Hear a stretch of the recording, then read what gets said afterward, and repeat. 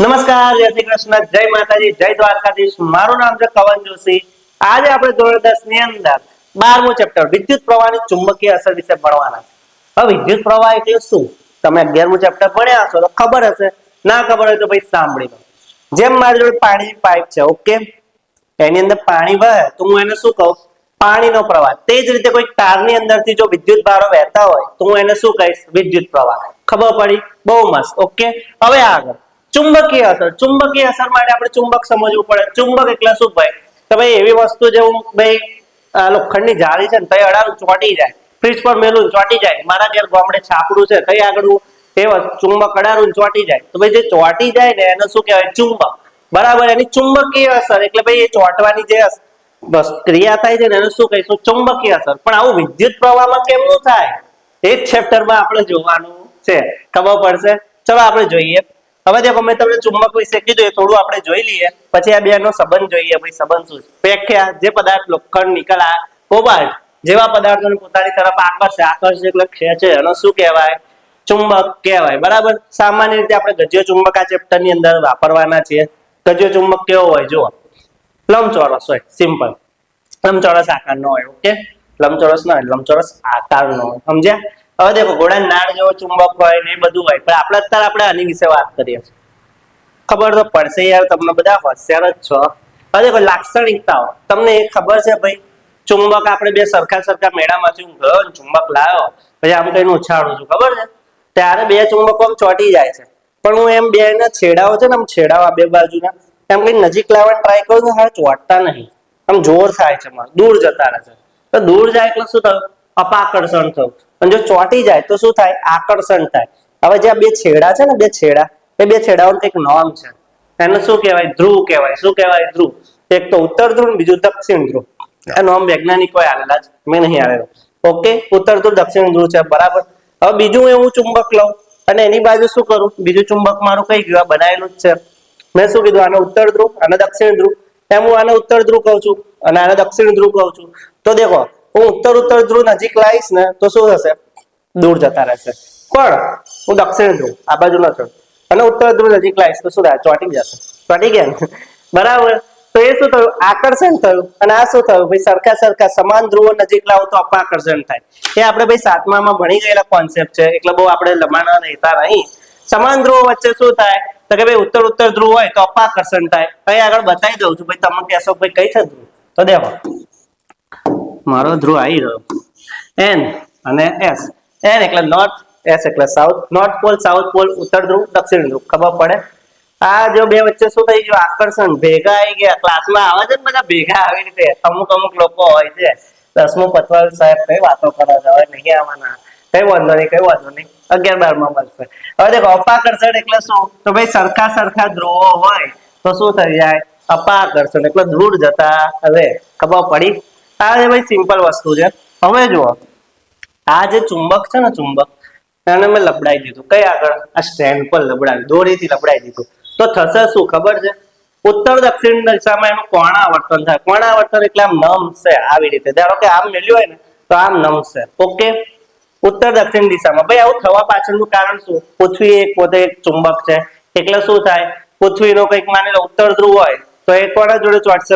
ચુંબકના દક્ષિણ ધ્રુવ જોડે, એટલે એની જોડે આકર્ષણ થશે, એટલે આમ વળશે. માની લો ઉત્તર ઉપર છે, દક્ષિણ આપણું લચુંબકનું આ બાજુ છે. તો દેખો, ઉપર તો આપણે શું કીધું? પૃથ્વી. જો ખબર ના પડે તો આમ જોઈ લો, સિમ્પલ. North, south. ઓકે, તો આ જે સાઉથ હશે એ આ બાજુ આમ જશે, તો આને જોડે અપાકર્ષણ નહીં થાય, આકર્ષણ થશે. બોલવામાં મિસ્ટેક નહીં થવી જોઈએ. ચાલો, શું થશે? આકર્ષણ એટલે એકબીજાને ચોંટશે. અને અહીં આગળ આ બાજુ માની લો કે એસ છે. આ તો એસ એટલે અહીં, એટલે પૃથ્વી બહુ મોટી છે ભાઈ. તો અહીં નીચે એસ હોય તો આની જોડે શું થશે? આકર્ષણ એટલે આમ કહીને નમશે. એને શું કહેવાય? કોણાવર્તન કહેવાય. ભાઈ ખબર પડી. આકૃતિ બગાડવાની નહીં. તો દેખો, મુક્ત રીતે લટકાયેલું ચુંબક હંમેશા કેવું હોય?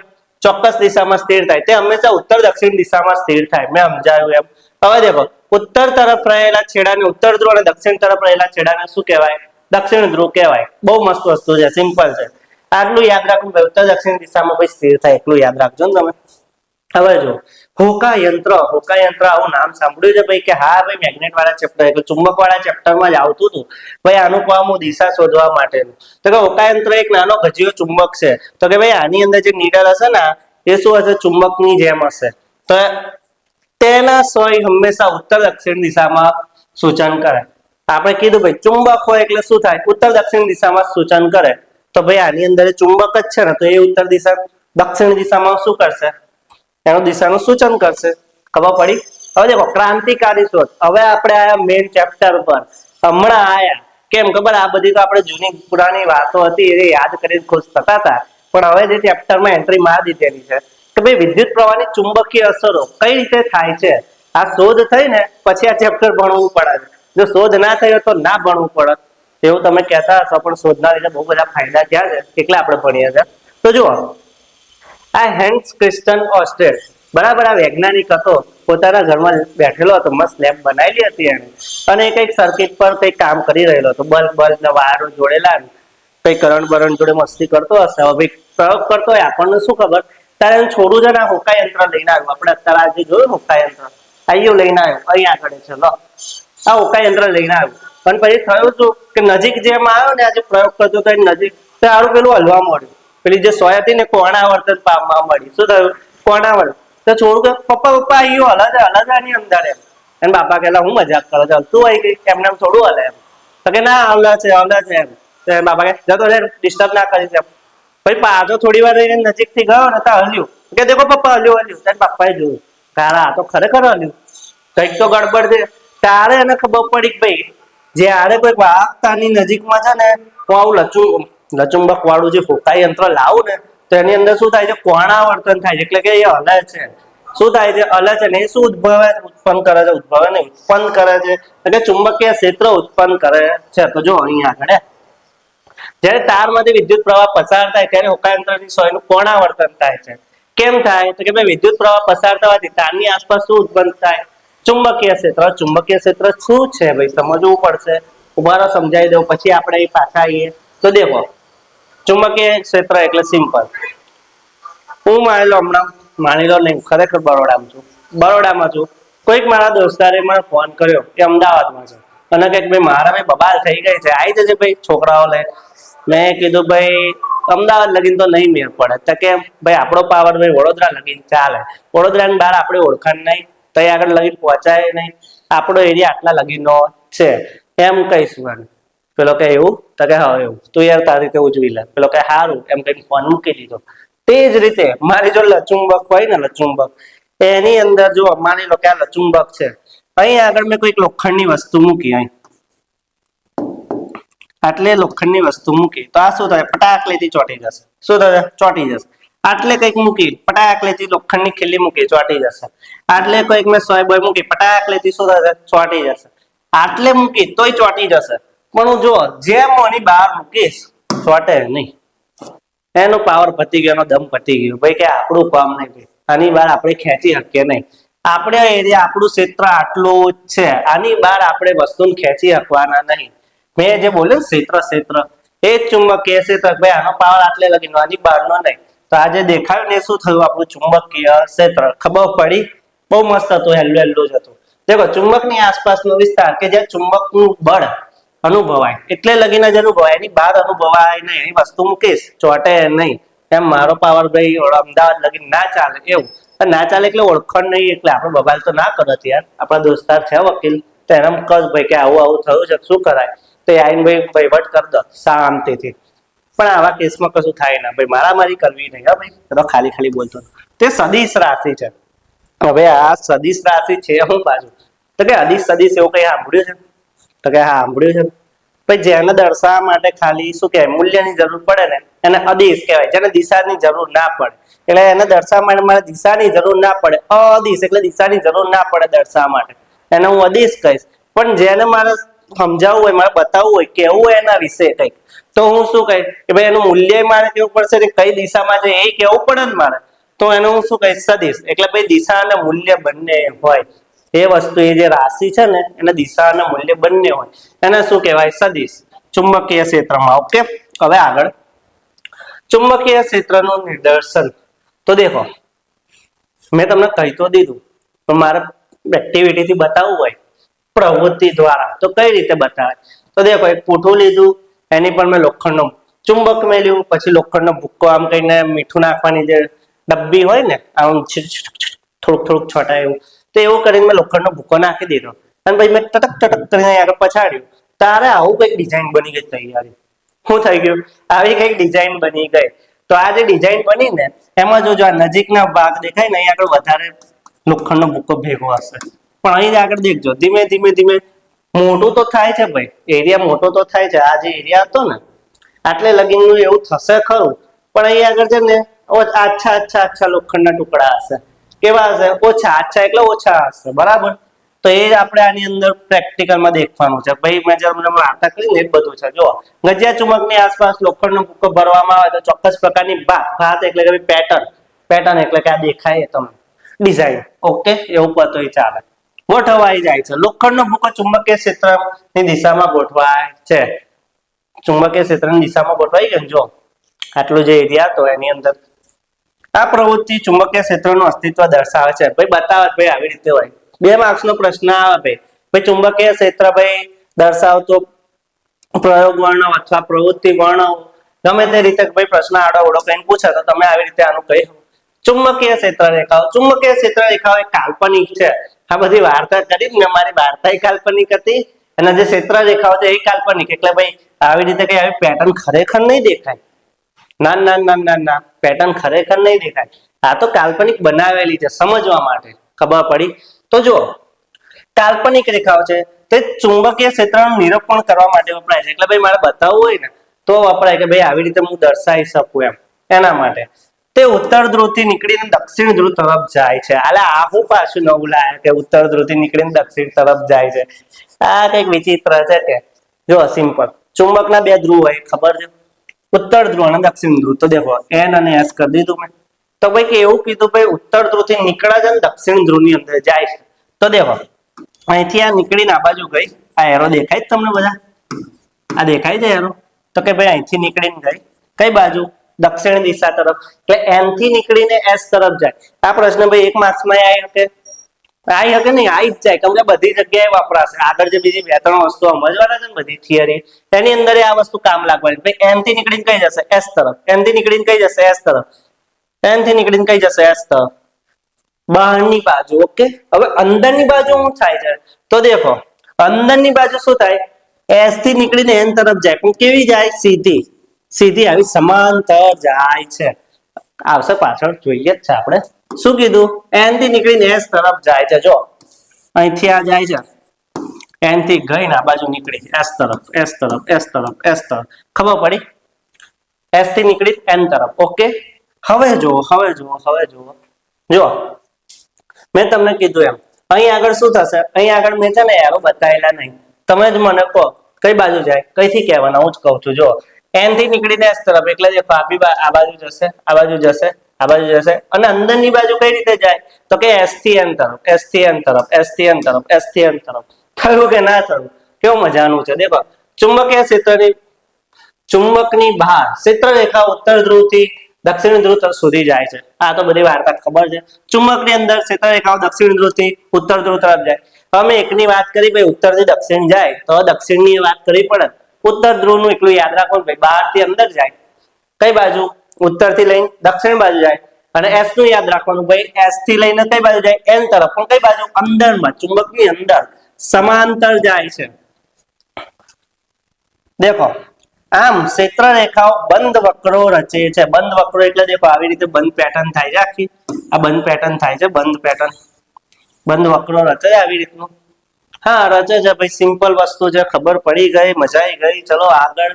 ક્ષેત્ર રેખાઓની લાક્ષણિકતાઓ આ થોડું સમજવાનું છે. મજા આવે એવું. જો જેમ આપણે ગજ્ય ચુંબક મૂકેલો ને એની પર લોખંડનો ભૂકો નાખેલો તો અહીં આગળ કંઈક આવું થયેલું ને. કઈ ગયું? કઈ ગયું? કઈ ગયું? આવી રહ્યું. નજીક દેખો લોખંડનો ભૂકો વધારે હતો ને, જેમ દૂર જઈએ એમ દેખો લોખંડનો ભૂકો કેવો ઓછો થતો જાય છે ને. આ દેખાય છે ખરું મને ક્ષેત્ર રેખાઓ કાલ્પનિક મારી, પણ ઓછી થાય છે. શું થાય છે? ઓછી. તો એ જ વસ્તુ આગળ સમજાયેલી છે. જુઓ ચલો ચલો ચલો આગળ આવી ગયા, આગળ આવી ગયા, આવી ગયા. આવી રહ્યું. ચલો જો જ્યાં ક્ષેત્ર રેખાઓ એકબીજાની બહુ વધુ નજીક હોય છે ત્યાં ચુંબકીય ક્ષેત્ર કેવું હોય? પ્રબળ. જો આ એકબીજાની નજીક છે, અહીંયા આગળ એકબીજાની નજીક છે, આ એરિયામાં નજીક, તો અહીંયા આગળ ચુંબકીય ક્ષેત્ર કેવું હોય? પ્રબળ હશે. એટલે કે ધારો કે અહીંયા આગળ કોઈક લોખંડની વસ્તુ મૂકીશ, તૈયારીમાં ચોંટી જશે, અહીંયા આગળ તૈયારીમાં જતી રહેશે. દૂર હશે તો ભાઈ વાર લાગશે. સિમ્પલ લોજિક છે. જેમ જેમ દૂર જાય એમ શું થઈ જાય ભાઈ? ચુંબકીય ક્ષેત્ર નિર્બળ થતું જાય, એટલે ઘટતું જાય. જેમ જેમ દૂર જાવ, મેં તમને કીધું ભાઈ વડોદરાના એરિયામાં આપણા પાવર ચાલે, હું બહાર ગયો તો મારું એકદમ ઘટી ગયું, કઈ અમદાવાદ આપણું ચાલે નહીં એમ. જ્યાં ક્ષેત્ર રેખાઓ છૂટી છવાયેલી હોય ત્યાં ચુંબકીય ક્ષેત્ર કેવું હોય? નિર્બળ. અહીં આગળ કેવું હશે? નિર્બળ. અહીં આગળ કેવું હશે? જેટલા દૂર જશો એટલું શું થશે? ચુંબકીય ક્ષેત્ર નિર્બળ, એટલે ઓછું થતું જશે. મજા આવી ગઈ? ચલો આગળ. હવે દેખો એક મેઇન ઇમ્પોર્ટન્ટ વસ્તુ કે ભાઈ ક્ષેત્ર રેખાઓ કદાપી છેદતી નથી, એ કોઈ દિવસ એકબીજાને છેદે નહીં. હવે જો છેદતી હોત ને તો આપણો જે હોકાઈ યંત્ર છે ને એમાં બંને સોયમ ભેગી થઈ જાત. શું થઈ જાત? સોય ભાઈ આમ એક જ બાજુ થાત ને, એવું તો શક્ય જ નહીં, પોસિબલ જ નહીં. જો બે ચુંબકીય ક્ષેત્ર રેખાઓ ક્યારે એકબીજાને છેદતી નહીં. એકબીજાને આમ કઈ છેદે, છેદવું મતલબ શું? આ છેદવું કહેવાય, ગણિતમાં ભણો છો ને. તો કારણ જો તેઓ એકબીજાને છેદે તો છેદ બિંદુ પાસે હોકાઈ યંત્રની સોય બે દિશા દર્શાવે. આ બે દિશા કમની દર્શાવે ભાઈ? આમ હોય તો એક આ બાજુ ફરવાનું, કાં તો આમ ફરવાનું. એ પોસિબલ જ નહીં વસ્તુ. ચાકડી માર દીધેલી, જો પોસિબલ નહીં. ખબર પડી? કેટલું મસ્ત હતું. ચલો જોઈ લો, ફટાફટ જોઈ લો. ચલો આટલે લગીન મસ્ત જોઈ લીધું. હવે આપણને ખબર પડી ગઈ ભાઈ વિદ્યુત પ્રવાહ અને ચુંબક એકબીજા સાથે કોઈ ગાઢ સંબંધ ધરાવે છે. પહેલા ઇતિહાસમાં એવું માનતા હતા કે ભાઈ વિદ્યુત અલગ છે, ચુંબક અલગ છે, અને અલગ જ રીતે ભણતા હતા. આ લોકો શું કરતા હતા? અલગ જ રીતે ભણતા હતા. આપણા ભાઈ જે ચોપડું છે ને આપણું, એનું પહેલા જ પોણા નંબરની જે પ્રસ્તાવના છે ને એમાં આવું છે. દેખો ભાઈ કે ભૂતકાળમાં વિદ્યુત ચુંબકને અલગ માનતા હતા, પરંતુ વાસ્તવમાં છે એકબીજા સાથે જોડાયેલા છે, એકબીજા સાથે કંઈક સંબંધ ધરાવે છે. તો વાહક તારમાંથી વહેતો વિદ્યુત પ્રવાહ ચુંબકીય ક્ષેત્ર ઉત્પન્ન કરે. ચુંબકીય ક્ષેત્ર એટલે ભાઈ કાલ્પનિક રેખાઓ ઉત્પન્ન કરે. ફટાફટ તમને કરાવી દઉં રિવિઝન, તો તમને સમજ પડી જાય કઈ રીતે ભાઈ કાલ્પનિક રેખાઓ બધું છે. તો દેખો વિદ્યુત પ્રવાહ અને ચુંબક એકબીજા સાથે જોડાયેલા છે, આ તો ભાઈ ખબર છે. બીજું શું ભાઈ? ગજિયા ચુંબકની આસપાસ જે ચોક્કસ ભાગમાં ચુંબકીય ક્ષેત્ર રેખાઓ, ચોક્કસ ભાગ એટલે ચોક્કસ પેટર્ન, ડિઝાઇન, આકૃતિ જે તમે કહી દો એની અંદર આવી ડિઝાઇનો, પેટર્નો, આકૃતિ બને ભાઈ કાલ્પનિક છે. તો કઈ દેખો અહીં લખાઈ દીધું છે બળની દિશાઓ અને મૂલ્ય દર્શાવે છે. આમની અંદર બળની દિશા, મૂલ્ય એટલે સદિશ રાશિ છે. બળની દિશા અને મૂલ્ય. ચલો આગળ. ખબર પડી ગઈ. હવે દેખો વિદ્યુત પ્રવાહ આધારિત તાર વડે ઉદ્ભવતું ચુંબકીય ક્ષેત્ર કે ભાઈ હું કોઈક તાર લઉં, એની અંદર વિદ્યુત પ્રવાહ પસાર કરું, એટલે ભાઈ ઝાટકા લાગે એવો તાર, તો એની નીચે હોકાઈ યંત્ર મૂકું એને સમાંતર, તો શું એ કોણાવર્તન દર્શાવશે? કોણાવર્તન એટલે આમાં એની બીજી અંદરની સોય હશે, એ હલશે કે નહીં હલે? એ જ વસ્તુનો આપણી પ્રવૃત્તિ છે આગળ. તો ચલો જોઈ લઈએ. પ્રવૃત્તિ 12.4 ની અંદર શું કરવાનું છે? ભાઈ વિદ્યુત પ્રવાહ આધારિત તાર વડે કે ભાઈ જે તાર છે એની અંદર જો વિદ્યુત પ્રવાહ હશે તો ઉદ્ભવતું ચુંબકીય ક્ષેત્રને સમજવાનું છે આપણે. તો ભાઈ આવી રીતે કઈ રીતનું થાય છે? જો ચોપડીમાં તમારી આકૃતિ કંઈક આવી આલેલી છે, આવી કંઈક આકૃતિ છે.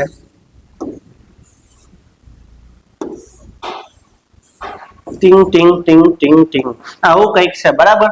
અહીં પ્લસ છે, માઇનસ છે, પ્લસ છે, માઇનસ છે. આ બૈલું શું કહેવાય? બેટરી કહેવાય. આ પ્લગ છે તમારું. આ શું છે ભાઈ? હુક્કો યંત્ર. હુક્કો યંત્ર, હોકા યંત્ર. શું કહેવાય? હોકા યંત્ર. અને આ શું છે ભાઈ? પ્લગ છે. ઓકે. જ્યારે હું વિદ્યુત પ્રવાહ પસાર કરું છું, આ બેટરી દ્વારા વિદ્યુત પ્રવાહ જાય તો કઈ દિશામાં જશે? આવી રીતે જશે. આ બાજુ ભાઈ પ્લસ છે એટલે આમ જશે. આપણે જોયેલું ભાઈ ધન દિશામાં હોય, ઋણ દિશાની વિરુદ્ધ દિશામાં હોય, એટલે ધન દિશામાં જ હોય ને. આવી રીતે ધન વિદ્યુત ભારની દિશામાં હોય. આપણે વિદ્યુત ચેપ્ટરમાં ભણેલા છે આવું કંઈક. ખરેખર તો આમ હોવી જોઈએ, પણ આપણે પહેલાથી રહેવાજીક રીતે જે માનીએ છીએ ભાઈ કરવું પડે, તો આમ જાય છે. તો આપણને એ ખબર છે કે ભાઈ આ ભાઈ ઉત્તર દિશા છે, આ દક્ષિણ છે, ભાઈ આ પૂર્વ છે ને આ પશ્ચિમ છે, એવી ખબર તો છે ને કઈ? હા, એવી ખબર છે. તો દેખો જ્યારે હું વિદ્યુત પ્રવાહ ઉત્તરથી દક્ષિણ દિશા તરફ આલીશ ત્યારે મારી જે આ સોય હશે ને એ પૂર્વ તરફ કોણાવર્તન પામશે. આટલું જ છે પ્રવૃત્તિમાં, બીજું કઈ છે નહીં. દેખો ગોઠવણ વાહકતા ને ઉકાયતાની ઉપર સોયને સમાંતર ગોઠવો, આવી રીતે ગોઠવવાનું છે ભાઈ. અડારી બડારી શ્રેણીમાં નહીં ગોઠવવાનું, બાજુમાં એની સમાંતરમાં એક નીચે આમ, એક આમ હોય તો એક આમ ગોઠવવાનું, નીચે આ તાર હોય તો નીચે આ બાજુ હોકાઈ યંત્ર. સિમ્પલ. પરિસ્થિતિ જ્યારે વિદ્યુત પ્રવાહ પસાર થતો નથી ત્યારે સોય ઉત્તર દક્ષિણ દિશામાં સ્થિર હોય, નહીં થતો ત્યારે અહીં આગળ દેખો થઈ જશે ને તારે કંઈક આવું થશે. કઈ બાજુ? પૂર્વ દિશામાં કોણાવર્તન દર્શાવશે. કઈ દિશામાં? પૂર્વ દિશામાં. અને જ્યારે હું છે ને બેટરું બદલી કાઢીશ, એટલે કે ધન થી ઋણ છે એની જગ્યાએ હું દિશા બદલી કાઢીશ, કઈ આગળ અહીં આગળ ફરીથી જોઈ લો આકૃતિ ભાઈ, અહીં વચ્ચે આ સ્વિચ છે તમારી, એ જોઈ લેજો. ઓકે, હરખી આકૃતિ દોરી દી, મજા આવે એવી. આઈ ચાલ જો અહીં આગળ આ નાનું આ મોટું, આ નાનું આ મોટું, આ શું નાની મોટી લાકડીઓ હું દોરું છું ખબર તમને? પ્લસ માઇનસ આ બાજુ પ્લસ છે માઇનસ છે, પ્લસ છે માઇનસ છે, આવું દોર્યું મેં કંઈક, આ બાજુ મેં કંઈક દોરી દીધું ભાઈ, આ મારું હોકા યંત્ર. ખબર પડી? તો અહીં આગળ થશે શું? અહીં આગળ ભાઈ પ્લગ છે તમારું, જે સ્વિચ બીચ છે, આપણું જે હોકો યંત્ર છે, હોકા યંત્ર, હોકો યંત્ર યાદ નહીં રાખવાનું, હોકા યંત્ર યાદ રાખવાનું. આવું કંઈક હોય એની અંદર, આવું કંઈક કળ મતલબ જે પેલું સોય હોય એ. તો અહીં આગળથી હું વિદ્યુત પ્રવાહ આપું કઈ બાજુથી? દક્ષિણ દિશાથી ઉત્તર દિશા તરફ વિદ્યુત પ્રવાહ જ્યારે આપું ત્યારે કઈ આગળ સોયનું કોણાવર્તન, એટલે સોય કઈ બાજુ નમશે ભાઈ? પશ્ચિમ દિશામાં નમશે. બહુ મસ્ત લોજિક છે ભાઈ. ઉત્તર થી દક્ષિણ જાય, જ્યારે પ્રવાહ હું ઉત્તર થી દક્ષિણ બાજુ આલું ત્યારે પૂર્વ દિશામાં વહે, અને જ્યારે હું પ્રવાહને એટલે કે અહીંથી જે પ્રવાહ એટલે મારો આઈ જેને આપું અહીંથી આમ જતો હશે આ બાજુની સાઈડ, આમ આમ આમ, તો ભાઈ સોયનું કોણાવર્તન કઈ થશે ભાઈ? પશ્ચિમ દિશામાં થશે. ઉત્તર થી આલું તો ભાઈ પૂર્વ દિશામાં, દક્ષિણ થી આલું તો પશ્ચિમ દિશામાં. મસ્ત છે, યાદ રહી જાય? રહી જ જાય ને ભાઈ, કમ ના રહી જાય. નિર્ણય દેખો, વિદ્યુત પ્રવાહ આધારિત પોતાની આસપાસ ચુંબકીય ક્ષેત્ર ઉત્પન્ન કરી દીધું. વિદ્યુત પ્રવાહની દિશા બદલતા ચુંબકીય ક્ષેત્રની દિશા પણ બદલાઈ જાય. આપણે કઈ બાજુ હતું ભાઈ? ઉત્તર થી દક્ષિણ ગયા તો પૂર્વ દિશામાં થયેલું કોણાવર્તન, દક્ષિણ થી ઉત્તર તરફ ગયા તો પશ્ચિમ દિશામાં થયેલું ભાઈ. સ્વાહા, ખબર પડી ગઈ. હવે દેખો શું થાય છે જ્યારે હોકાયંત્રની સોયની નજીક વિદ્યુત પ્રવાહ પસાર કરવામાં આવે તો ભાઈ વિદ્યુત ક્ષેત્ર ઉત્પન્ન થાય છે ભાઈ, એ આપણને ખબર જ છે શું થાય છે. તો દેખો, સુરેખ વાહક તારમાંથી વહેતા વિદ્યુત પ્રવાહ વડે ઉદ્ભવતું ચુંબકીય ક્ષેત્ર પ્રવૃત્તિ 12.5 અને જમણા હાથનો અંગૂઠાનો નિયમ. હવે દેખો, સુરેખ વાહક તારની અંદર આપણે જ્યારે વિદ્યુત પ્રવાહ પસાર કરીએ ને ત્યારનું જે સિચ્યુએશન છે એની વાત કરવાની છે. પછી જમણા હાથ એટલે મારા અહીંયા હાથનો કંઈક નિયમ છે એ જોઈશું આપણે. ચલો ફટાફટ પ્રાયોગિક ગોઠવણ. હવે દેખો, પહેલા આગળ જોયેલું ને એ જ રીતનું છે કે તમે પૂઠું લીધેલું, એની પર શું મૂકેલું? ચુંબક મૂકેલું. હવે આપણે ચુંબક નહીં મૂકવાનું, એની અંદર જે કંઈક છે ને એક વાહક તાર મૂકવાનો છે, એની આજુબાજુ લોખંડનો ભૂકો નાખી દેવાનો છે સ્પ્રેડ કરી. પછી વાહક તાર હશે, વાહક તાર એટલે ભાઈ અંદર કરંટ વહેતો હશે, ત્યારે શું થશે? આવી ભાત રસા છે, ભાત એટલે આવી આકૃતિ, આવી પેટર્ન બનશે આવી. ઓકે, એ જ વસ્તુ આપણે આની અંદર સમજવાની છે. તો જો આ જે પેલું સેટઅપ છે પહેલા કરેલું એ જોઈ લઈએ, પછી હું તમને આગળ સમજાવું. દેખો, સાધનો, બેટરી, ચલાવરોધ, એ મીટર, પ્લગ કડ જોડો અને તાંબાનો તાર અને પૂઠું લો. આટલું બધું લઈ લીધું ભાઈ મેં અહીં આગળ. ગોઠવણ મસ્ત કરી દીધી. તો દેખો, ગોઠવણ કહી દી આવે. તાંબાના તારને પૂઠાની મધ્યમાં લંબ રૂપે પસાર કરી ત્યારે શ્રેણીમાં બેટરી અને કડ સાથે જોડો. આ બેટરી અને કડ સાથે શ્રેણીમાં જોડી દીધું ભાઈ, જોડી દીધું છે. હા ભાઈ, મસ્ત રીતે જોડી દીધું છે. હવે લંબ રૂપે પસાર કરી તેને શ્રેણીમાં બેટરી અને કડ સાથે જોડો. આ કરી દીધેલું ભાઈ. આ લંબ રૂપે એટલે ભાઈ 90 નો ખૂણો બનતો હોય ને એ વખતમાં ખબર પડી. આ બધું સેટઅપ છે ભાઈ, ચોપડીનું આલેલું છે પણ થોડુંક વ્યવસ્થિત લખેલું ભાઈ, તમને મજા આવે એ રીતનું. ઓકે, હવે થશે શું? તો દેખો, પૂઠા પર લોખંડનો ભૂકો એક સમાન રીતે ભભરાઈ દીધો. મેં તમને બોલ્યું જ બધું છે. હવે કડ ચાલુ કરો, કડ એટલે સ્વિચ પાડો ત્યારે શું થશે ભાઈ? વિદ્યુત પ્રવાહ પસાર કરો. વિદ્યુત પ્રવાહ સ્વિચ પાડો એટલે પસાર તો થવાનો જ છે ને યાર. પૂઠાને હળવેથી ટકોરો મારી દીધો. પેલી બધી વાર્તાઓ છે ભાઈ. તો અવલોકન તો દેખો ભાઈ, આવું કઈક થશે ભાઈ. તો દેખો, લોખંડનો ભૂકો વાહકની આસપાસ સમકેન્દ્રિક વર્તુળની ભાતમાં ગોઠવાઈ જાય. સમકેન્દ્રી એટલે શું? સરખા એક જ કેન્દ્ર વાળા, જેનું કેન્દ્ર એક હશે એવા ભાઈ બહુ બધા વર્તુળો બનશે ભાઈ. આ કેન્દ્ર છે, અહીંથી એક વર્તુળ બન્યું, એ જ કેન્દ્ર હશે ને એમાંથી બીજું વર્તુળ, ત્રીજું, ચોથું, એટલે બહુ બધા વર્તુળો બનશે. આપણને લોખંડનો ભૂકો કઈ આવી રીતે ગોઠવાયેલો દેખાશે. ઓકે, આ જે બધી છે ને ક્ષેત્ર રેખાઓ છે, દેખો આ વર્તુળ ચુંબકીય ક્ષેત્ર રેખાઓ દર્શાવે છે. શું દર્શાવે છે ભાઈ? ચુંબકીય ક્ષેત્ર રેખાઓ. જયારે આપણે ચુંબક મૂકેલું ત્યારે આપણને દેખાતું હતું બરાબર, પણ જયારે વાહક તાર મૂકવામાં આવે ને એટલે તાર હોય ને એની અંદર વિદ્યુત પ્રવાહ પસાર કરેલો હોય ને ત્યારે કંઈક આપણને આવી પેટર્ન દેખાય છે. હવે સેમ પેલામાં કોન્સેપ્ટ હતો ને એવો જ કોન્સેપ્ટ છે. ભાઈ નજીક હશે ને એમાં શું હશે? ક્ષેત્ર રેખાઓ પ્રબળ હશે, અને દૂર હશે એમ ક્ષેત્ર રેખાઓ જેમ જેમ બાર મોટી ક્ષેત્ર રેખાઓ થતી જાય છે ને, આ જે ગોળ ગોળ ગુંડાળાઓ મોટા થાય છે, પણ એ કેવું નિર્બળ ક્ષેત્ર, ચુંબકીય ક્ષેત્ર કેવું દર્શાવશે? નિર્બળ ચુંબકીય ક્ષેત્ર દર્શાવશે. અહીં આગળ કેવું દર્શાવશે? પ્રબળ દેખાશે. દેખો, સુરેખ વાહક તારમાંથી વિદ્યુત પ્રવાહ પસાર કરતા તેની આસપાસ વર્તુળાકાર ચુંબકીય ક્ષેત્ર રચાય છે. આ ભાઈ મને ખબર છે ભાઈ, રચાઈ ગયો ભાઈ, છોકરાઓને ખબર પડી ગઈ. મારા મોટા ભાઈઓ નાના ભાઈ બહેનો બધાને ખબર પડી ગઈ. હવે ચુંબકીય ક્ષેત્રની લાક્ષણિકતાઓ મેં કીધું એમ ચુંબકીય ક્ષેત્ર રેખાઓ વર્તુળાકાર હોય છે. હા ભાઈ લાક્ષણિકતાના ગુણમાં વર્તુળ હોય જ છે. તાર આ વર્તુળના કેન્દ્રમાં હોય છે. ભાઈ વચ્ચે શું હશે? તાર હશે. એ ખબર પડી ગઈ. હવે ક્ષેત્ર રેખાઓની દિશા જાણવા માટે ફોકાય યંત્રનો ઉપયોગ કરી શકાય. ફોકાય યંત્રનો ઉપયોગ કરો પછી આમ કઈ કોણાવર્તન થાય છે બાજુ તો આપણને ખબર પડી જાય. ઉત્તર દિશા તરફ થાય તો કહેવાય ભાઈ આ જે ઉત્તર દિશામાં છે, આ દક્ષિણ દિશામાં છે. હવે દેખો આની અંદર એક વસ્તુની ભૂલ છે. શેની ભૂલ? ખબર? આકૃતિમાં કઈક ભૂલ છે. એ તમને હું આ બાજુ સમજાવું. પછી કહેજો તમે મને કે ભાઈ આ જે દેખાય છે ને એરો એરો એ કઈ દિશામાં ખરેખર હોવા જોઈએ. ઓકે, એ રવા જ દીધેલું છે આપણે. હવે દેખો જમણા હાથના અંગૂઠાનો નિયમ. આ નિયમ સમજો તમે. ફોકાય યંત્ર બરાબર છે ભાઈ, એની અંદરથી આપણને ખબર પડી જાય દિશા. પણ આપણે ડાયરેક્ટલી દિશા જાણવી હોય એની તો કઈ રીતે જાણી શકાય? તો કે ભાઈ જમણા હાથના અંગૂઠાના નિયમ વડે. જમણા હાથ વડે જાણી શકાય? તો કે હા ભાઈ જાણી શકાય. જો બતાવું. આ જે મારી પેન છે તમે એને માનો કે ભાઈ એક વાહક તાર છે. બરાબર છે.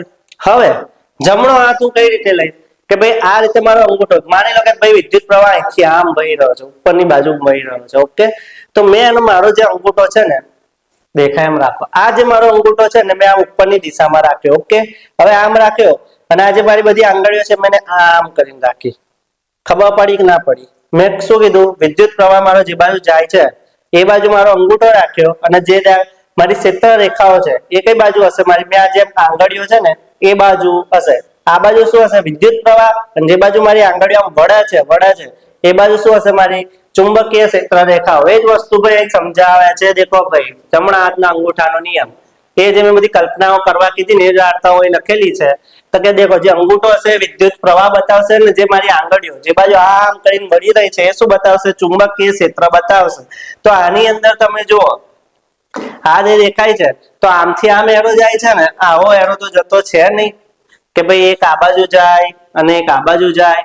તો આમાં ભૂલ શું છે ભાઈ? આમાં ભૂલ છે. માની લો કે આમ જતું હોય તો જે એરો હશે ને આપણા એ બધા આ બાજુના હશે કે ભાઈ આમથી આમ જશે ને ભાઈ ચુંબકીય ક્ષેત્ર રેખા. આપણે આગળ જોયેલું કે બહારની બાજુ કઈથી જાય તો કે ઉત્તર દક્ષિણમાં જાય. અંદરની બાજુ કઈથી જાય તો કે દક્ષિણથી ઉત્તરમાં જાય, સીધી રેખામાં સમાંતર. બરાબર ખબર પડી? જમણા હાથનો અંગૂઠાનો નિયમ કેટલો મસ્ત છે. પેન લીધી બરાબર સીધી માની લો કે માની લો હવે જુઓ માની લો કે આ મારો જે પેન છે ઓકે એમાં વિદ્યુત પ્રવાહ આમ જાય છે, નીચેની તરફ જાય છે. તો મારે અંગૂઠો કઈ બાજુ રાખવો પડશે? તો જો હું કયા હાથથી પકડું? આ જો જમણો હાથ છે. અહીં આગળ મેં અંગૂઠો રાખ્યા નીચેની તરફ. દેખાય છે તમને? અને પછી આમ કઈ પકડ્યું તો દેખો આ મારી વિદ્યુત પ્રવાહની દિશા થઈ અને આ મારું શું થયું? ચુંબકીય ક્ષેત્ર કઈ બાજુ? આમથી આમ અંદરની તરફ આવે છે. કઈ બાજુ? અંદરની તરફ. ખબર પડે કે ના પડે? મજા આવે એવું છે ને? પડી જાય યાર, તમે હોશિયાર છો. દેખો વિદ્યુત પ્રવાહ, ચુંબકીય ક્ષેત્ર. હવે દેખો વિદ્યુત પ્રવાહની દિશા એ કયો? અંગૂઠો. ખબર પડી ગઈ. આંગળીઓ ચુંબકીય ક્ષેત્રની દિશા ખબર પડી ગઈ. મજા આવી ગઈ. જો પ્રવાહની દિશા ઉલટાવવામાં આવે તો ચુંબકીય ક્ષેત્રની દિશા પણ ઉલટાઈ જાય. આપણે ઊંધો કરીને જોયું ને ભાઈ, નીચેની તરફ કરીને જોયું તો અંદરની તરફ આ જાય વિદ્યુત પ્રવાહ, આ ચુંબકીય ક્ષેત્ર. ખબર પડી? ચલો ચલો આગળ. ચુંબકીય ક્ષેત્ર કોના પર આધાર રાખે? હવે ભાઈ ખબર પડી ગઈ.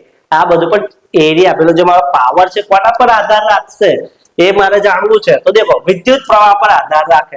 જેટલો વિદ્યુત પ્રવાહ વધારે એટલું ચુંબકીય ક્ષેત્ર વધારે. જેટલો વિદ્યુત પ્રવાહ ઓછો એટલું ચુંબકીય ક્ષેત્ર ઓછું.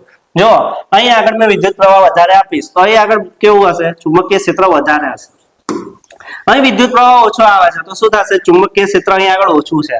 આગળની થિયરી ભણેલી ને બધું કનેક્ટેડ જ છે એકબીજાને. ખબર પડે? વિદ્યુત પ્રવાહ કઈ આગળ કેન્દ્ર આગળ વધારે હોય. જેમ જેમ કેન્દ્રથી દૂર જાય વિદ્યુત પ્રવાહ ઘટતો જાય. દેખો વાહકમાં હોય તો વિદ્યુત પ્રવાહ વધારવા ચુંબકીય ક્ષેત્ર પણ પ્રબળ બને છે. એટલે બી ચલે છે આ મતલબ આ એકબીજાના સમપ્રમાણમાં છે. ચુંબકીય ક્ષેત્ર કોના સમપ્રમાણમાં છે? વિદ્યુત પ્રવાહના. ઓકે આગળ બીજું કોના પર આધાર રાખે? તો કે અંતર પર. હવે જુઓ જેમ જેમ અંતર વધે એમ ચુંબકીય ક્ષેત્ર ઘટતું જાય. એ તો આપણને ખબર છે ભાઈ. જેટલા દૂર દૂર જઈશું એટલું આ જે દૂર દૂરની મોટી મોટી લાઈનો છે શું થશે? ભાઈ ચુંબકીય ક્ષેત્ર અહીં આગળ ઘટે છે. એટલે ભાઈ આપણું જે ચુંબકીય ક્ષેત્ર છે એ શેના વ્યસ્ત પ્રમાણમાં છે? ખબર છે? અંતરના. જેમ જેમ અંતર વધશે એમ ચુંબકીય ક્ષેત્ર ઘટતું જશે, નાનું થતું જશે. જો બી ચાલે છે 1/r એટલે એના વ્યસ્ત પ્રમાણમાં છે. ખબર પડે? બહુ હેલું છે ભાઈ. દૂર જાવ એટલે શું ઘટે ભાઈ, સિમ્પલ વસ્તુ છે. અહીં નજીકમાં જો હાઈ છે વધારે છે, અહીં દૂર જાવ એમ શું છે? અહીં એક લો છે. એનું મસ્ત ડાયાગ્રામ બનાવીશું. ખબર પડી કે નહીં? બી એટલે ચુંબકીય ક્ષેત્ર, મેગ્નેટિક ફિલ્ડ આપણી. ઓકે, આગળ આગળ આગળ. સારાંશ આપણે જે જોઈ લીધું એ ફટાફટ. વાહક સુરેખ તારમાં ચુંબકીય ક્ષેત્ર સમકેન્દ્રી વર્તુળાકાર હોય. ભાઈ અહીં વર્તુળ સમકેન્દ્રી એટલે દેખો સરખા સરખા કેન્દ્રવાળા વર્તુળો હોય, એ તો ખબર પડી. દિશા જમણા હાથના અંગૂઠાના નિયમ વડે જાણી શકાય. જે બાજુ શું કહે વિદ્યુત પ્રવાહ વહેતો હોય એ બાજુ અંગૂઠો રાખો અને એમ કહીને આને બંધ કરો. તો આ જે બંધ કરશું એ બાજુ આંગળીઓ આમ વળશે, એ શું થશે? ચુંબકીય ક્ષેત્રની દિશા. ઓકે, પ્રબળતા કઈ રીતે વિદ્યુત પ્રવાહ વધે એમ શું થાય? પ્રબળ થાય. અંતર જેમ અંતર વધે એમ શું થાય? ચુંબકીય ક્ષેત્ર ઓછું થાય. એના વ્યસ્ત પ્રમાણમાં હોય એટલે.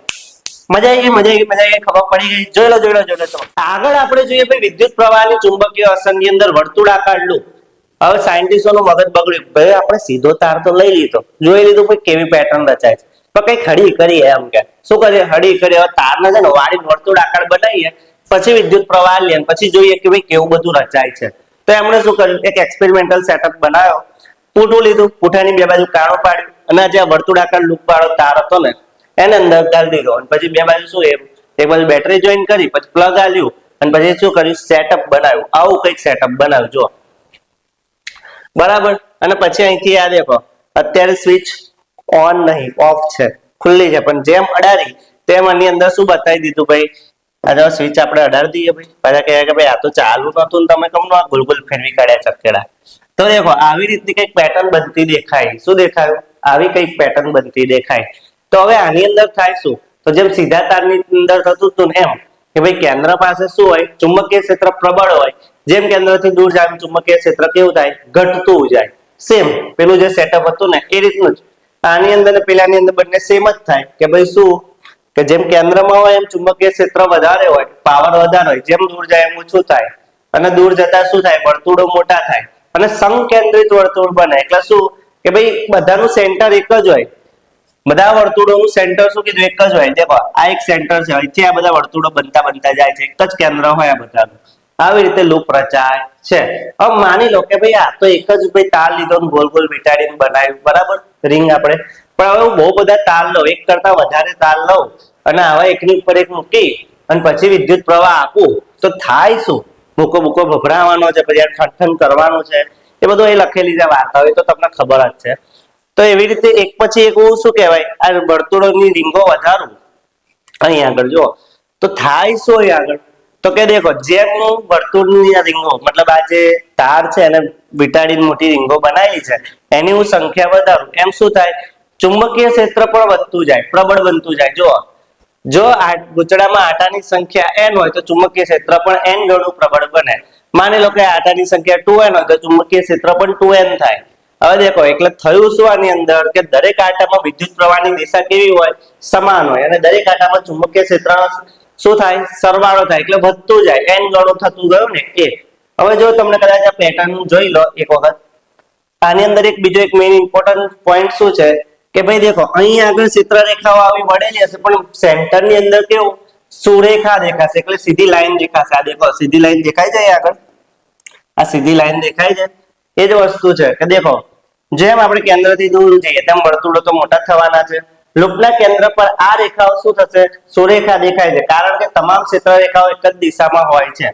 આ છે આમાં બરાબર, ધીમે ધીમે ધીમે સીધી થતી જાય છે. અહીં આગળ આપણને શું દેખાય છે? સીધી દેખાય છે. એટલે ભાઈ અહીં આગળ શું હશે? એકદમ આપણને સીધો દેખાઈ જશે. કેમ? ચુંબકીય ક્ષેત્ર એક દિશામાં જ બધાને મળતું હોય એટલે સમાન મળતું હોય એટલે આટલી ખબર પડી. હવે આપણને એ ખબર છે કે ભાઈ આગળ જે તાર હતો સીધો તાર એની અંદર આપણું જે ચુંબકીય ક્ષેત્ર હોય એ ધ્રુવો પાસે કઈ રીતનું ફરતું હોય? તે ધ્રુવો પાસે પ્રબળ હોય અને નીકળે કઈથી? તો કે n થી s તરફ, ઉત્તરથી દક્ષિણ દિશા તરફ. એટલી ખબર હતી. અને સેન્ટરમાં કઈ રીતે નીકળતું હોય? તો કે ભાઈ દક્ષિણથી ઉત્તર.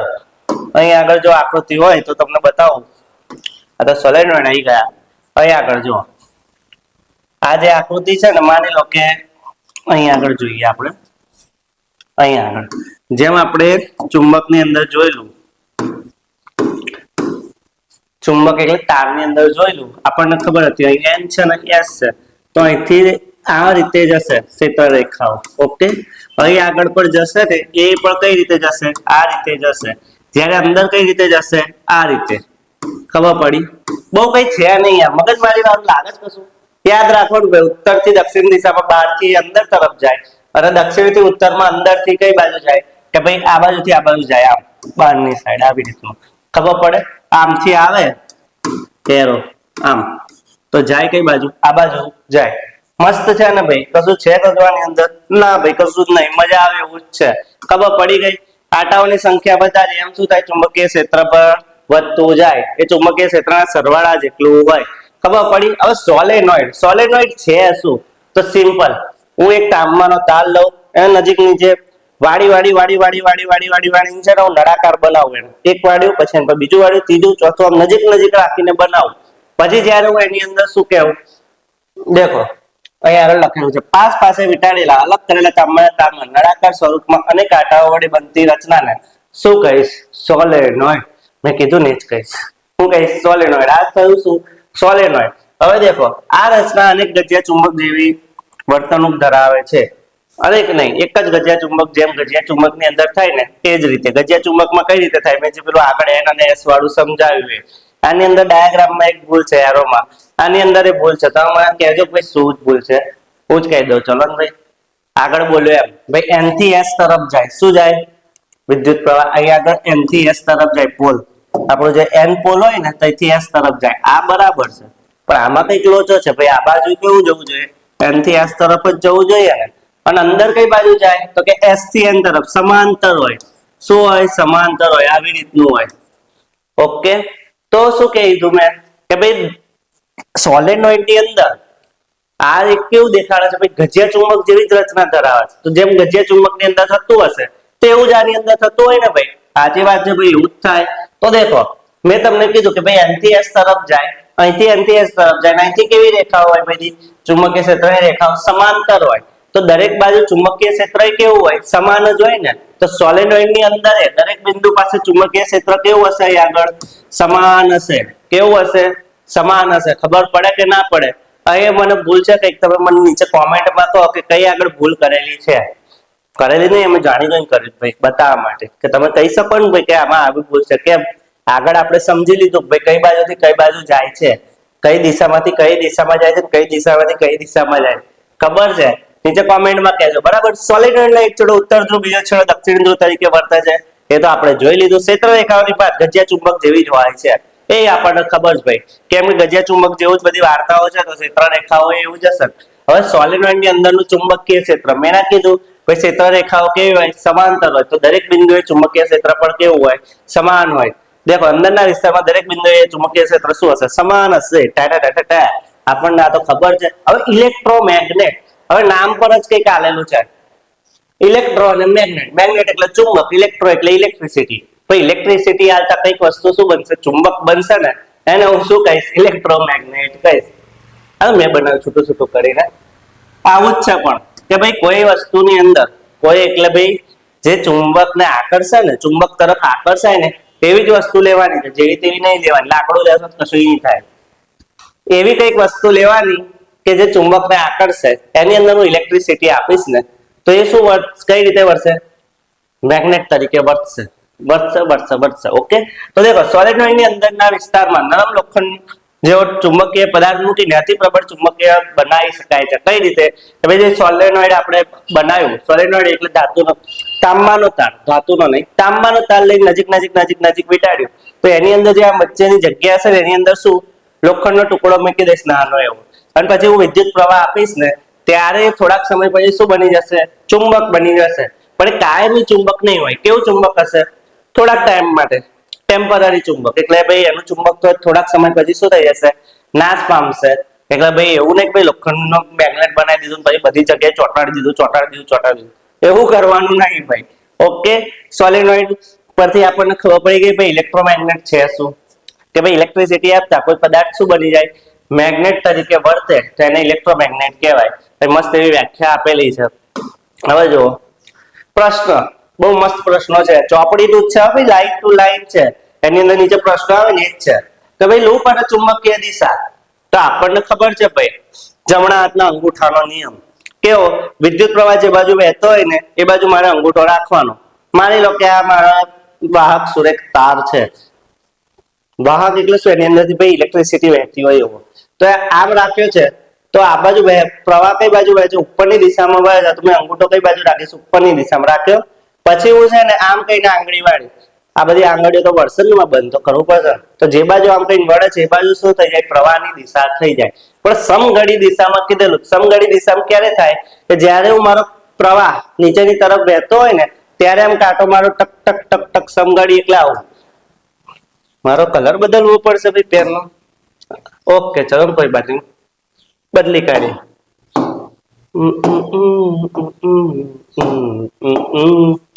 કે દિલ અભી ભરા નહીં. દેખો 12 6 3 9 ઊંધું ઊંધું લખું છું પણ સાચું જ લખ્યું. જો હવે દેખો સમઘડી એટલે શું? તો કે ભાઈ ઘડિયાળની દિશામાં ટક ટક ટક ટક ટક આવી રીતે જવું જોઈએ. વિષમઘડી એટલે શું? તો કે ભાઈ ઊંધી દિશામાં કાંટો આવતો હોય એવું ઘડિયાળ ના કરે, બાકી ઘડિયાળ ગોળી થઈ ગઈ કહેવાય. તો જુઓ આપણે વિદ્યુત પ્રવાહ આપવાનો છે તો શું થશે ભાઈ? જે પ્રવાહ વહે છે ને એ સમઘડી દિશામાં ક્યારે વહે? તો દેખો આવી રીતે નીચેની તરફ પ્રવાહ વહેતો હોય ત્યારે હું આમ કહીને કહી શકું ભાઈ સમઘડી દિશામાં વહે છે ટક ટક ટક. તો ભાઈ આની અંદર ચુંબકીય ક્ષેત્ર કઈ બાજુ હશે? તો જુઓ મેં આમ કહીને હાથ કર્યો તો આમ કહીને કઈ બાજુ ગયો? અંદરની બાજુ જાય છે. કઈથી જાય છે? અહીંથી આમ કહીને મારો હાથ અંગૂઠો આમ રાખ્યો, દેખાય છે ને ભાઈ? આયરો અંગૂઠો આમ કહીને રાખ્યો તો આમ કહીને આ બાજુ આમાં આમ જઈશે તો કઈ બાજુ જશે ભાઈ? મારા ચુંબકીય ક્ષેત્રની દિશા કઈ બાજુ હશે? અંદરની તરફ હશે. આવાજ જ નહીં આવતું હવલ્યા? આવાજ સાચું સાચું છે. ચલો આગળ આપેલ પ્રશ્ન નંબર 2 સમાન ચુંબકીય ક્ષેત્ર. તો ભાઈ ચુંબકીય ક્ષેત્ર સમાન કઈ હોય? તો કે ભાઈ અંદરના વિસ્તારમાં સીધી રેખાઓ સમાન હોય એકબીજાને, સમાંતર હોય રેખા, ત્યારે ચુંબકીય ક્ષેત્ર કેવું હોય? દરેક બિંદુએ સમાન હોય છે. હવે દેખો સોલેનોઇડ ની અંદર તો કે ભાઈ સોલેનોઇડ ની અંદર શું કીધું? લાંબા સુરેખ પ્રવાહ આધારિત સોલેનોઇડ ના અંદરના વિસ્તારમાં ચુંબકીય ક્ષેત્ર કેવું હોય? બધા બિંદુએ સમાન હોય. આમાં સમાન હોય. આની અંદર કેવું હોય? સરખું સરખું હોય. આગળ દેખો સમાનતા આપણે દર્શાવવાનું છે ભાઈ. આકૃતિ દોરીને સીધી રીતે દર્શાવી શકીએ કે ના દર્શાવી શકીએ? દર્શાવી શકીએ. સારાંશ ફટાફટ જોઈ લઈએ ભાઈ છે શું? તો કે વર્તુળાકાર લૂપની અંદર થાય કેવું? તો કે કેન્દ્રમાં ચુંબકીય ક્ષેત્ર રેખાઓ સુરેખ હોય છે. સુરેખ હોવાની છે તો ખબર પડી ગઈ. આટા વધતા ક્ષેત્ર વધે છે એ ખબર પડી ગઈ.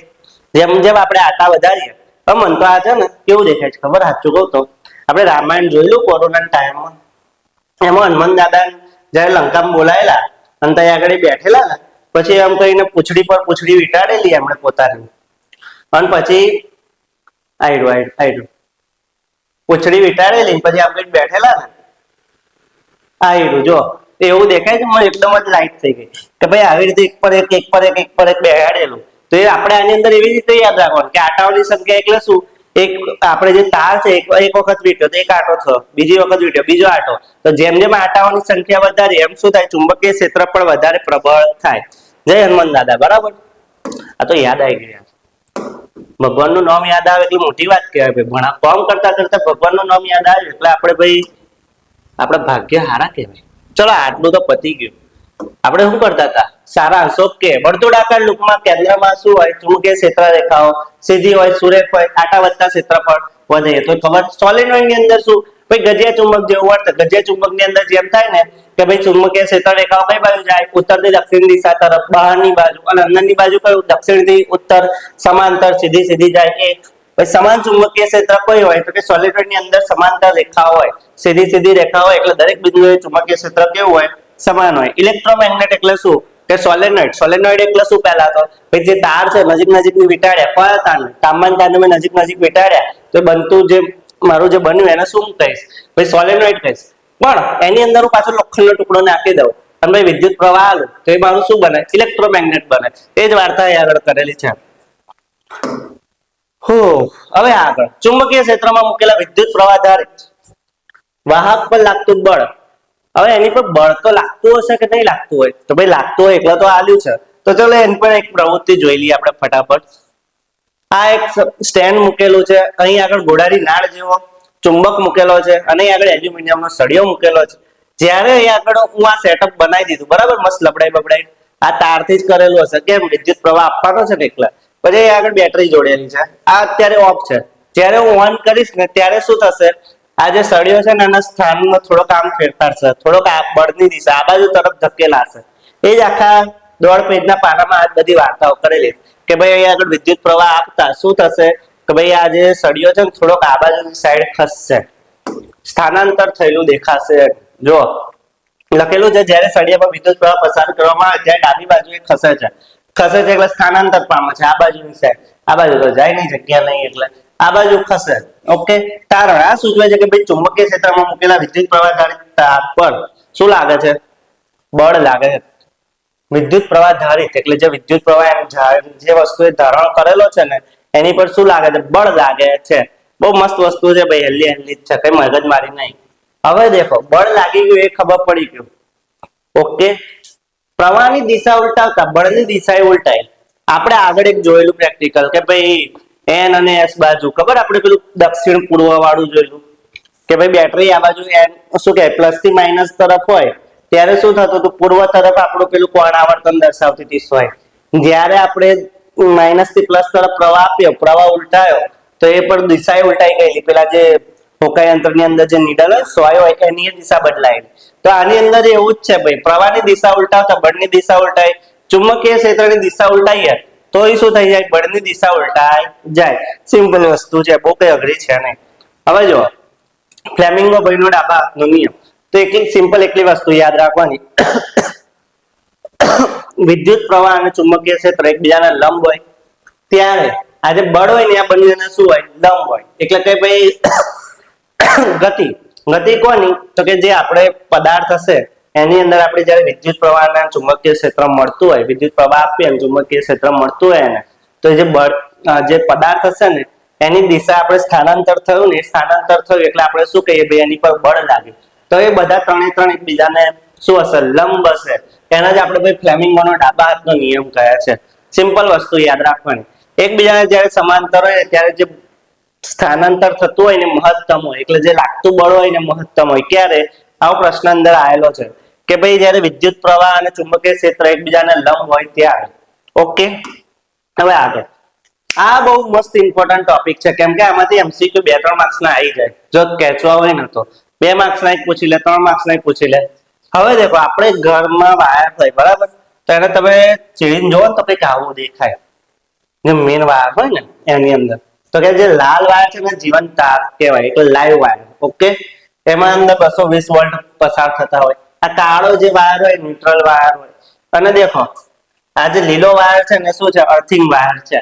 આપણે અર્થિંગ વાયર જોઈએ છે ને આ જોઈએ છે કઈ રીતે થાય છે આની અંદર. હવે ભારતની અંદર દેખો વોલ્ટેજ કેટલો આપે છે? 220 વોલ્ટ અને આવૃત્તિ 50 હર્ટ્ઝ. આ યાદ રાખવાનું ભાઈ, દરેક ઘરોની અંદર જે આવતું હોય તો 220 વોલ્ટ નો વોલ્ટેજ આવતો હોય અને આવૃત્તિ કેટલી હોય? 50 હર્ટ્ઝ હોય. સિમ્પલ વસ્તુ. હવે જો વિદ્યુત પરિપથની રચના. હવે જે આપણે તાર આવ્યો ને ઘરની અંદર મોટો થોભલાથી પછી એક તાર લબડાવે છે પછી મીટરમાં નાખે છે.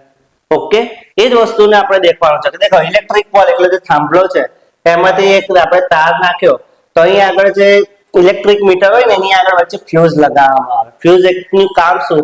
આપણને ખબર પડે, પ્રવાહ વધી જાય ને તો એ ફ્યુઝની અંદરનો જે તાર હોય ને એનું ટેમ્પરેચર ફિક્સ હોય કે ભાઈ આ તાર છે ને આનાથી વધારે ટેમ્પરેચર આપશો ને એટલે તાપમાન આપશો ને તો ઓગળી જશે. ઓગળી જાય એટલે છેડા છૂટા પડી જાય. થાય છે સંબંધોમાં ભાઈ આના પરથી આની કરતા વધારે લિમિટ થઈ પછી આપણી દોસ્તી રહે નહીં, પછી આપણો સંબંધ રહે નહીં. ઇનફ હોય, મતલબ અમુક વસ્તુની લિમિટ હોય. તો એમ જ આની એક લિમિટ છે ભાઈ તારની કે ભાઈ અમુક ટાઈમ કરતા મતલબ અમુક ટેમ્પરેચર કરતા વધારે ટેમ્પરેચર આપશો ને તો એ ફ્યુઝની અંદરનો તાર શું થશે? બળી જશે. સિગ્નલ મતલબ કે કનેક્શન તૂટી જશે અહીં આગળ. તો અહીં આગળથી આગળ જાય જ નહીં પાવર.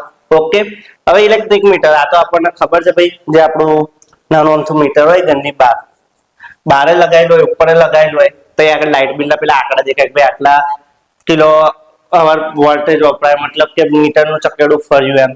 હવે દેખો ડિસ્ટ્રીબ્યુશન બોક્સ. તો આ બોક્સની અંદર શું હોય કે ભાઈ અહીં આગળથી બધા અલગ અલગ છેડા આલેલા હોય કે ભાઈ ઘરની અંદર અહીં આગળ બેડરૂમમાં એક વાયર જવા દીધો હોય, એક બીજો સ્ટડી રૂમમાં જવા દીધો હોય, પછી આપણે ફેન વાપરતા હોય, પછી આ એક બીજો લેમ્પ વાપરતા હોય, મતલબ કે ઘરની અંદર અલગ અલગ વસ્તુઓ માટે રસોડામાં વાપરતા હોય, કિચનમાં વાપરતા હોય. કિચનનો રસોડું એક જ લે, બધામાં અલગ અલગ જગ્યાએ વાપરતા હોય. કેમ અલગ અલગ કર્યો? ભાઈ બધા વસ્તુઓ ધારો કે ટીવી છે, ફ્રીજ છે, પછી વોશિંગ મશીન છે, પછી ઇસ્ત્રી છે, પછી નાનો અમથો બલ્બ છે, તો આ બધા હું સેમ વોલ્ટેજ ભાઈ કામ કરતા હોય, સેમ વિદ્યુત પ્રવાહ એ કામ કરતા હોય? ના, બધાને કેવો વિદ્યુત પ્રવાહ અલગ અલગ જોઈએ એટલે ભાઈ બધાને છેડા અલગ અલગ આલેલા છે. આને બધાને સમાંતર જોડેલા છે. જો એ પ્રશ્ન હતો 11મા ચેપ્ટરમાં. ભાઈ વિદ્યુત પ્રવાહમાં અંદર જે ઉપકરણો છે એના આ બધાને સમાંતર કેમ જોડવામાં આવે છે? તો કે કેમ જોડવામાં આવે? ભાઈ એક આમ તો પાવર આવે તો બધું ઉડી ના જાય એટલે. જો આગળ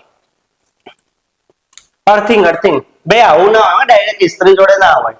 ઓકે, આ તો તમને બતાવવા માટે કરેલું છે. આપણે જે 12 મીટર હોય ને ત્યાં આગળથી એક વાયર લીધેલો હોય અને તો એ ઘરની બહાર ખાડો કર્યો હોય ને એની અંદર મીઠું નાખીને વાયર સીધો નાખીને છોડી દેવામાં આવે. એટલે થાય શું કે વધારાનો પાવર આવે કે કંઈક લીકેજ થયું હોય તારની અંદર અને જે પ્રવાહ હોય ને બધો વહી સીધો જમીનમાં ઉતરી જાય એના માટે. દેખો, ધાતુનું આવરણ ધરાવતા વિદ્યુત ઉપકરણોમાં લીલા રંગનો તારને જમીનમાં દાટીને ધાતુની પ્લેટ સાથે જોડવામાં આવે છે. કઈ આગળ ઐતિહાસિક સીધો ખેંચેલો હોય કઈ આગળ જોડવામાં આવે? ધાતુની પ્લેટ સાથે જોડવામાં આવે. કાર્ય તે લીકેજ પ્રવાહની જમીનમાં ઉતારી દે છે અને આંચકાથી બચાવે છે. એકદમ આમ પ્રવાહ વધી જાય, લાઈટ ગયું હોય ને એકદમ આવે તો પાવર એકદમ જો કદાચ વધારે પડતો હોય ને તો આ બળી જાય. પણ એ ના થાય એટલા માટે જ ભાઈ શું જોડવામાં આવે? તો કે ભાઈ આ લીલો વાયર જોડવામાં આવે છે અર્થિંગ માટે. ઓકે, હવે જો શોર્ટ સર્કિટ અને ઓવરલોડિંગ. શોર્ટ સર્કિટ થાય ક્યારે? તો કે લાઈવ વાયર અને ન્યુટ્રલ વાયર સીધા સંપર્કથી પ્રવાહ અચાનક વધી જાય છે. આપણો લાઈવ વાયર અને ન્યુટ્રલ વાયર કયો આવી ગયો? જો એટલે જા હજુ જા આવ્યો લાઈવ વાયર અને ન્યુટ્રલ વાયર. આ બંને શું થઈ જાય? એકબીજાના સંપર્કમાં આવી જાય તો પ્રવાહ વધી જાય. પ્રવાહ વધી જાય એટલે શું થઈ જાય? શોર્ટ સર્કિટ થઈ જાય. શું થઈ જાય? શોર્ટ સર્કિટ થઈ જાય. ખબર પડી? બહુ સિમ્પલ વસ્તુ છે. આવી રીતે ભડાકા થાય. અહીં આગળ જતું લાજો ને આ બે ભેગા થઈ ગયા અંદર શું થઈ ગયું? અંદર ભડાકા થાય. ઓવરલોડિંગ એટલે શું ભાઈ? વધારે પડતો આપણને લોડ પડી જાય છે ને પરીક્ષામાં. એક જ દિવસમાં ભાઈ હોમવર્ક એ કરવાનું છે, તૈયારી એ કરવાની છે, ટ્યુશનનું કરવાનું છે, બધી 3 વસ્તુઓનું વાંચવાનું ભેગું થઈ જાય ને તો આપણે કે ભાઈ ઓવરલોડ થઈ ગયું છે ભાઈ બહુ વધારે પડતું. તે જ રીતે કોઈ એક પ્લગ સ્વિચ બોર્ડ હોય એની અંદર એક ખોમટા આવી રીતે ભાઈ પેલું દેડકા પ્લગ બનાવેલું હોય. ખબર દેડકા પ્લગ એટલે શું? ખબર આવું કે ભાઈ એકની અંદર બધા પ્લગો નાખેલા હોય. મોબાઈલ નું ચાર્જર એમાં નાખેલું હોય, પછી લાઈટ ચાલુ કરવાનું હોય એમાં નાખ્યું હોય, પંખાનો પ્લગ એમાં નાખેલું હોય. બધું એકમાં નાખો થાય શું કે એક જ સોકેટમાં ક્ષમતા કરતા વધુ ઉપકરણો જોડવાથી ઓવરલોડિંગ થાય છે. ઓવરલોડિંગમાં નુકસાન થાય ભાઈ, ઉડી જાય, પછી બધું બળી જાય. હવે ફ્યુઝ નું તમને સમજાવ્યું એમ ભાઈ તાપમાન વધારે આવે તો વાયર બળી જાય અને ઓગળી જાય. સામગ્રી લેડ અને ટીન નો વાયર જે હોય મિશ્ર ધાતુ ત્યાં વાયર બનાવેલો હોય. ગલન બિંદુ એટલે શું? તો ભાઈ ઓગળી જાય કે બહુ આ તાપમાન કરતા વધારે તાપમાન આલો ને એટલે ઓગળી જાય અને ગલન બિંદુ કહેવાય ચોક્કસ તાપમાન કરતા.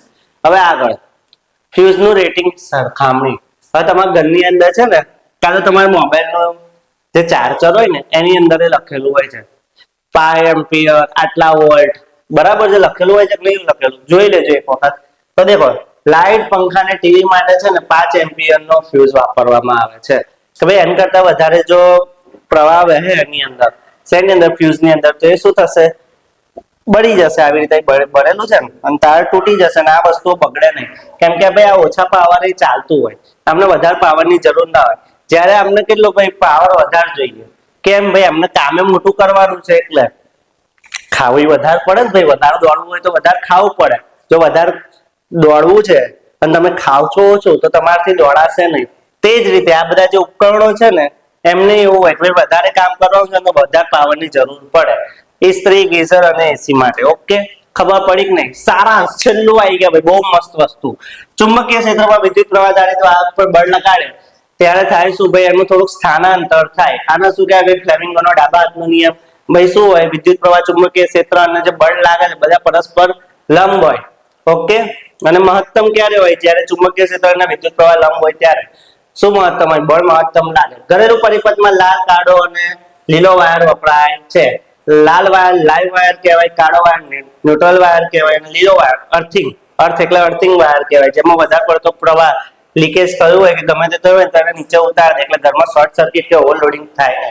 શોર્ટ સર્કિટ અને ઓવરલોડિંગમાં બચવા માટેનું શું? ફ્યુઝ અને અર્થિંગ અનિવાર્ય છે.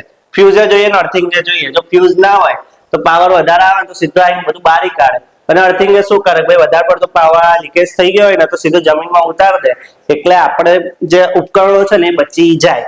ખબર પડી કે ના પડી? બહુ જ મસ્ત ચેપ્ટર હતું, બહુ જ મસ્ત રીતે ભણી લીધું આપણે. ખબર તો પડી ગયા. સમજો છેલ્લે લગી તમે વિડીયો જોયો હોય ને તો દિલથી છે ને શું કરજો ખબર? મારું ધોરણ 9, 10 ના લાયક આવજો યાર. લાઈક જરૂરી છે. તમે મને ખબર તો પડે તમે મને લાઈક કરો છો કે નહીં કરતા, એટલે કે આપણી ચેનલ ને બરાબર છે. મને કરતા જશો ને, તમને ગમતું હશે તો જ વિડીયો જોતા હશો ને, કે ભાઈ મજા ના આવે તો તમે વિડીયો જોવાના છો, નહીં જોવાના, સિમ્પલ વાત છે. તો ચલો મળીએ નેક્સ્ટ વિડીયોમાં.